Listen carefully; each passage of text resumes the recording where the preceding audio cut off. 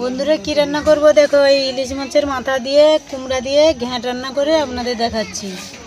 মাছটা কেটে নেব। বন্ধুরা ইলিশ মাছের মাথাটা ধুয়ে নিয়েছি, এবার মাছটা আমি নুন হলুদ মাখিয়ে নেব।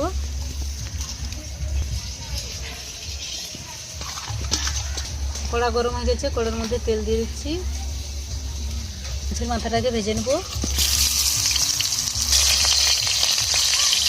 মাথাটা ভেজে নিয়েছি, এবার তুলে নেব। শুকনো লঙ্কা ফোড়ন করব, তেজপাতা দিচ্ছি ফোড়নে, গোটা জিরে দিচ্ছি, কাঁচা লঙ্কা চিড়ে দিচ্ছি, কুচানো পেঁয়াজ দিচ্ছি, সাজানো মটরশুঁটি দিয়ে দিচ্ছি, কেটে রাখা কুমড়ো দিয়ে দিচ্ছি, স্বাদ মতো লবণ দিচ্ছি, পরিমাণ মতন হলুদ দিচ্ছি।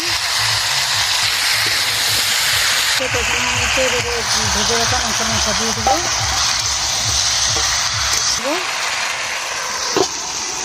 দেখে নেবো, পরিমাণ মতন জল দিয়ে দেবো।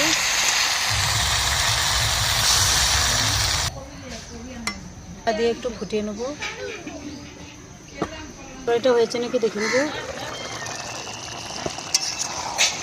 একটু চিনি দিয়ে দেবো, ধনে পাতা কুচি দিয়ে দেবো।